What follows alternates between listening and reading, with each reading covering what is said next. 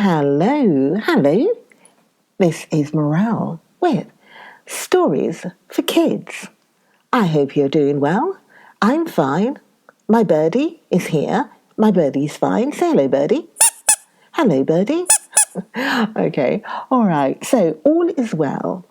Stories for Kids today. We've got the story of the elephant's child.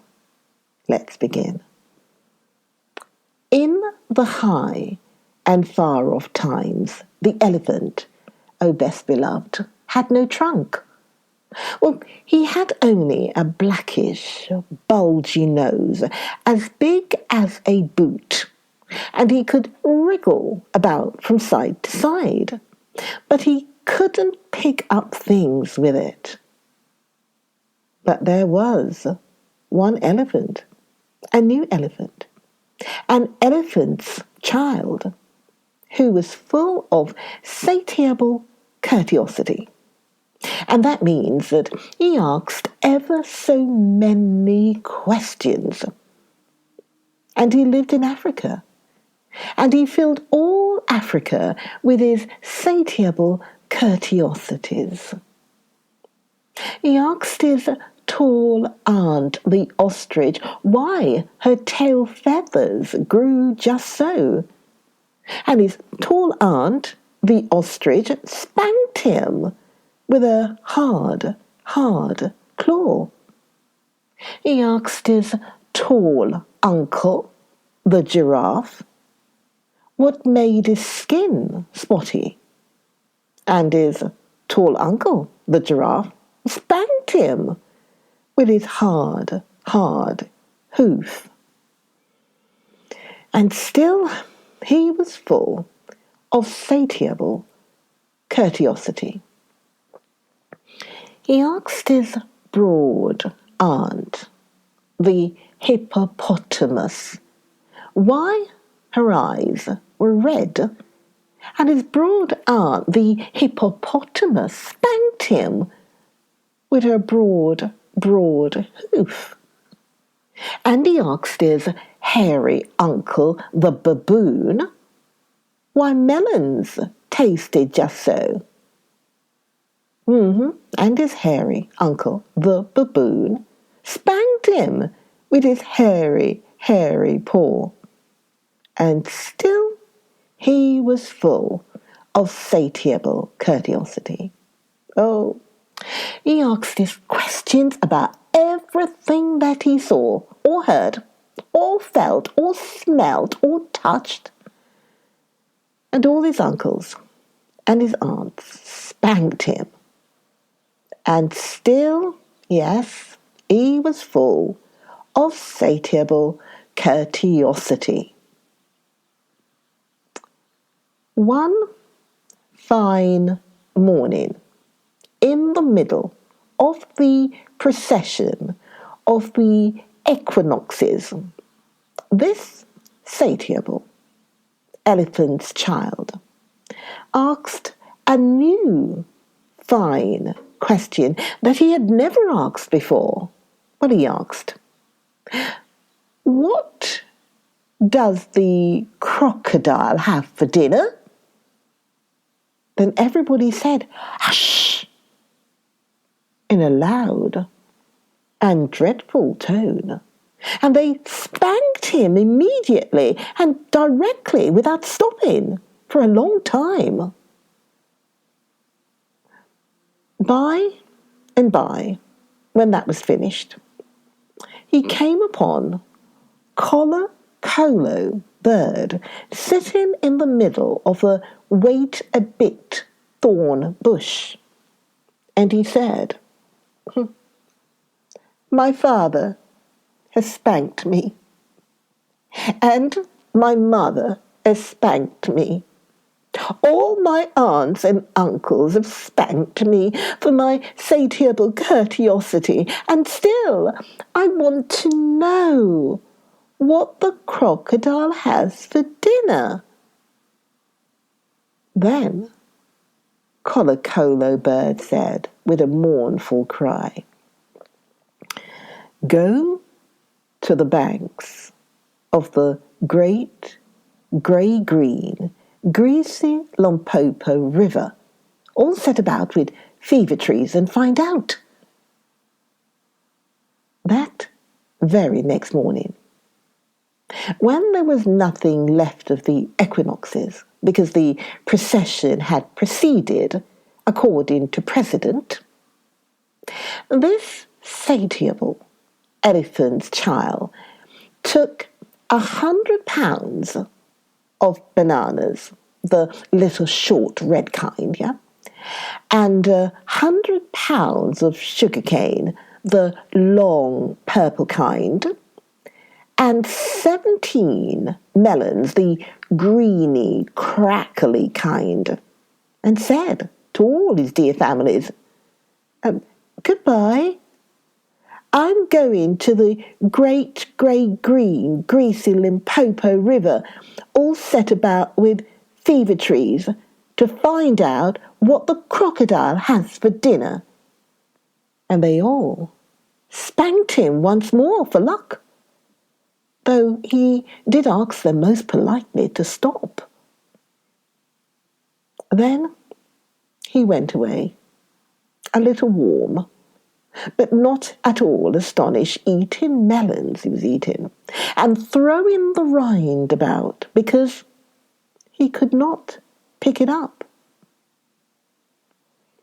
He went from Grahamstown to Kimberley, and from Kimberley to Calmer's country, and from Calmer's country he went east by north, eating melons all the time, till at last he came to the banks of the great grey-green, greasy Limpopo River, all set about with fever trees, precisely as Colocolo Bird had said.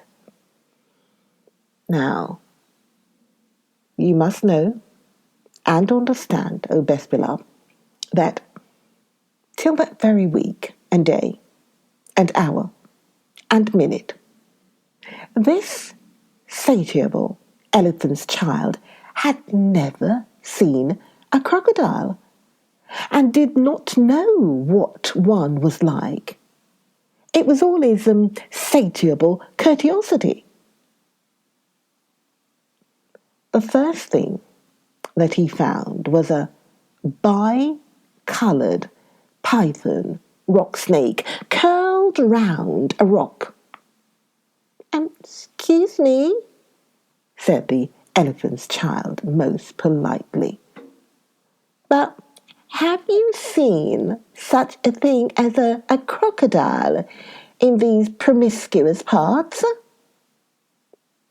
"Have I seen a crocodile?" said the bi-coloured python rock snake in a voice of dreadful scorn. "Well, what will you ask me next?" "Excuse me," said the elephant's child, "but could you kindly tell me what he has for dinner?" Then the bi-coloured python rock snake uncoiled himself very quickly from the rock, and spanked the elephant's child with his scalesome, flailsome tail. "That is odd," said the elephant's child, "because my father and my mother and my uncle and my aunt, not to mention my other aunt, the hippopotamus, and my other uncle, the baboon, have all spanked me for my satiable curiosity. And I suppose this is the same thing."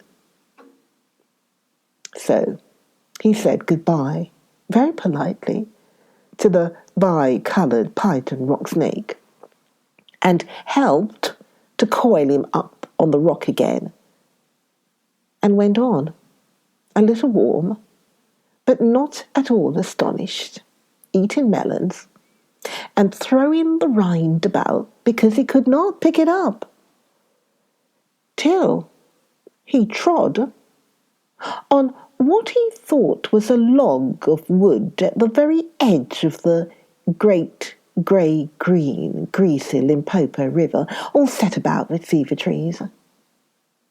But it was really the crocodile, oh best beloved. And the crocodile winked one eye like this. "Excuse me," said the elephant's child most politely, "but do you happen to have seen a crocodile in these promiscuous parts?" Then the crocodile winked the other eye and lifted half his tail out of the mud. And the elephant's child stepped back most politely because he did not wish to be spanked again. "Come hither, little one," said the crocodile. "Why do you ask such things?" "Excuse me," said the elephant child most politely, "but my father has spanked me.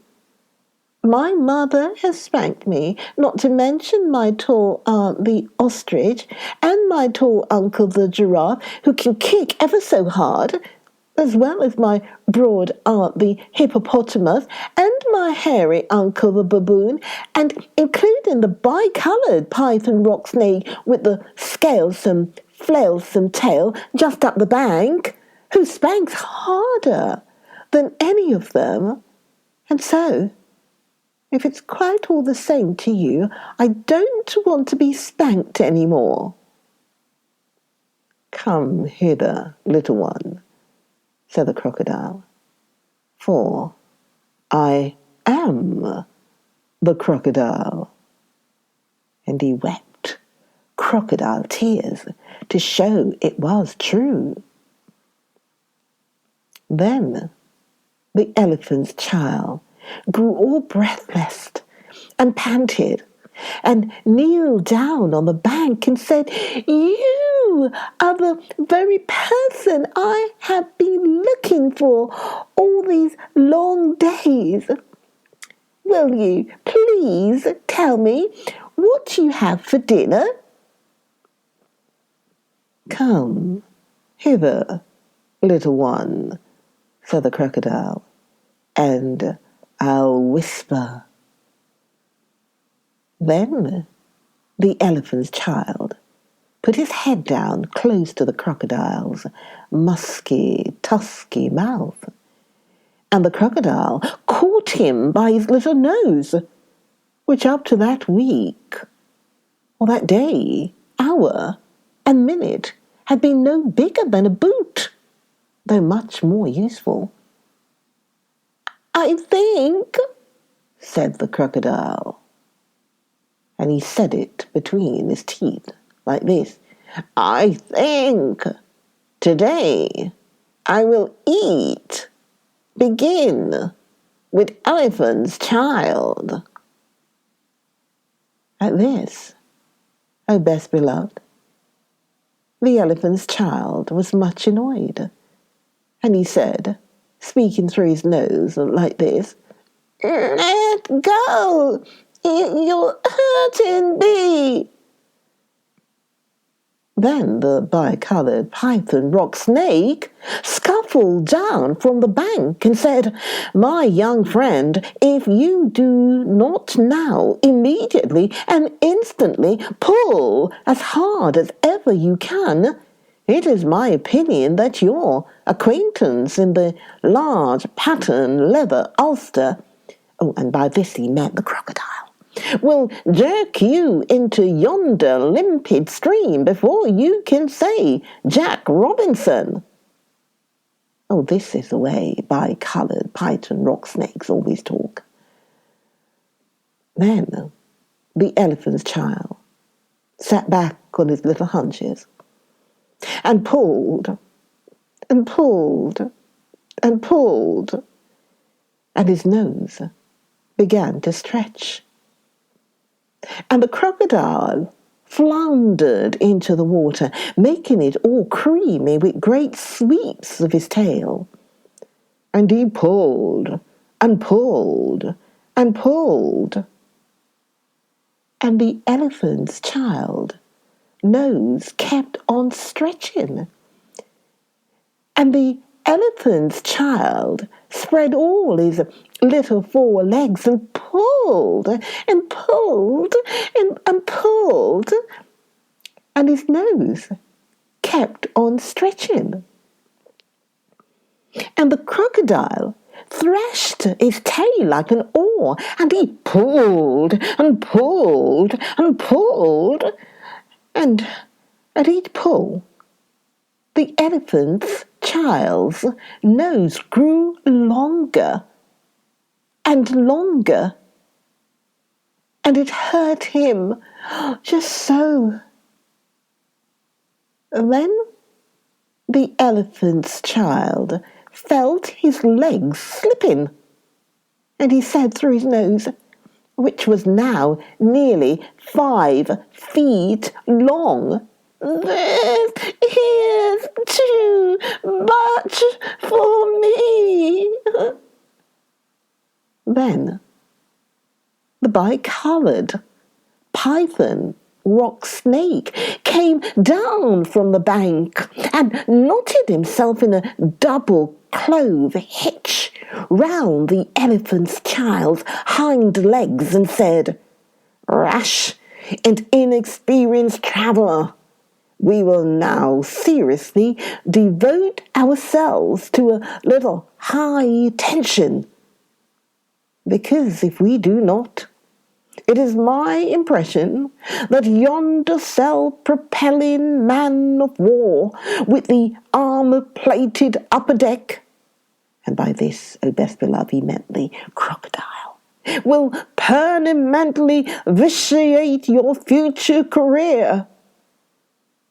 That is the way all bicoloured python rock snakes always talk.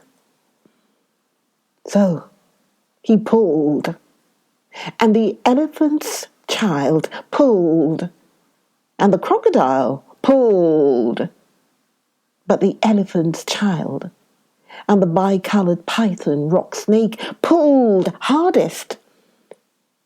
And at last the crocodile let go of the elephant's child's nose with a plop that you could hear all up and down the Limpopo. Then the elephant's child sat down most hard and sudden, but first he was careful to say, "Thank you," to the bicoloured python rock snake.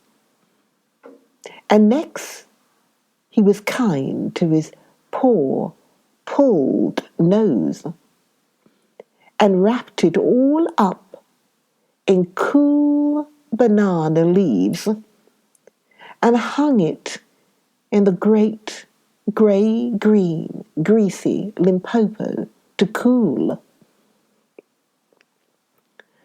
"What are you doing that for?" said the bicoloured python rock snake. "Excuse me," said the elephant's child, "but my nose is badly out of shape, and I'm waiting for it to shrink." "Then you will have to wait a long time," said the bicoloured python rock snake. "Some people do not know what is good for them." The elephant's child sat there for 3 days, waiting for his nose to shrink. But it never grew any shorter, and besides, it made him squint. For, O best beloved, you will see and understand that the crocodile had pulled it out into a really truly trunk, same as all elephants have today. At the end of the third day, a fly came and stung him on the shoulder, and before he knew what he was doing, he lifted up his trunk and hit that fly dead with the end of it. "Vantage number one," said the bi-coloured python rock snake. "You couldn't have done that with a mere smear nose. Try and eat a little now." Before he thought what he was doing, the elephant's child put out his trunk and plucked a large bundle of grass, dusted it clean against his forelegs, and stuffed it into his own mouth. "Vantage number two," said the bi-coloured python rock snake. "You couldn't have done that with a mere smear nose. Don't you think the sun is very hot here?" "It is," said the elephant's child. And before he thought what he was doing, he slooped up a sloop of mud from the banks of the great grey-green greasy Limpopo and slapped it on his head, where it made a cool, slushy, sloshy mudcap, all trickly behind his ears. "Vantage number three," said the bi-coloured python rock snake. "You couldn't have done that with a mere smear nose. Now, how do you feel about being spanked again?" "Excuse me," said the elephant's child, "but I should not like it at all." "How would you like to spank somebody?" said the bi-coloured python rock snake.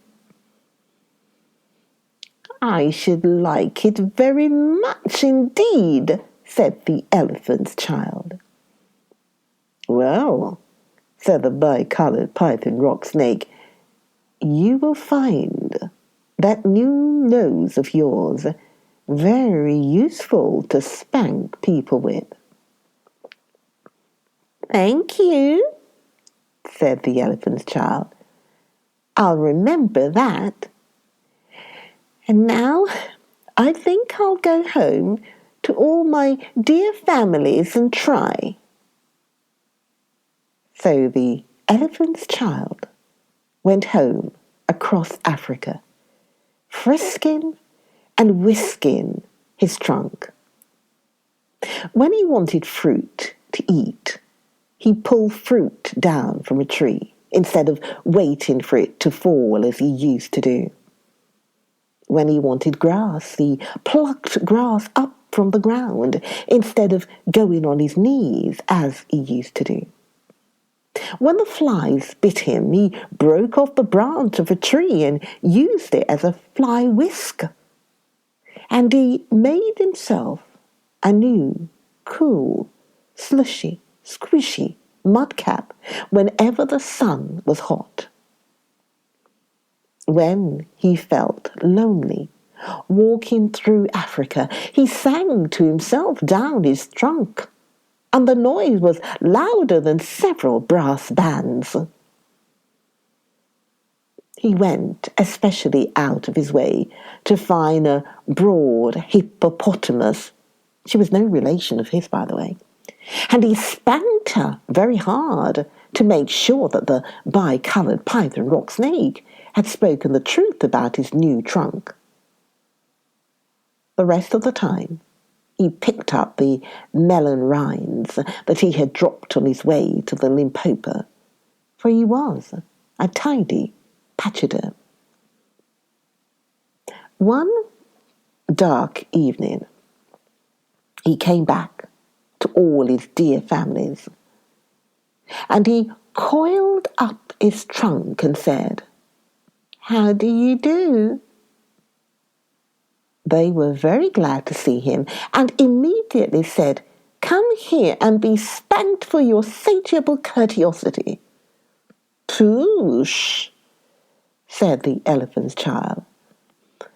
"I don't think you peoples know anything about spanking, but I do, and I'll show you." Then he uncurled his trunk and knocked two of his dear brothers head over heels. "Oh, bananas," said they. "Where did you learn that trick? And what have you done to your nose?" "I got a new one from the Crocodile on the banks of the great, green, greasy Limpopo River," said the elephant's child. I asked him what he had for dinner, and he gave me this to keep." "It looks very ugly," said his hairy uncle, the baboon. "It does," said the elephant's child, "but it's very useful." And he picked up his hairy uncle, the baboon, by one hairy leg and hove him into a hornet's nest.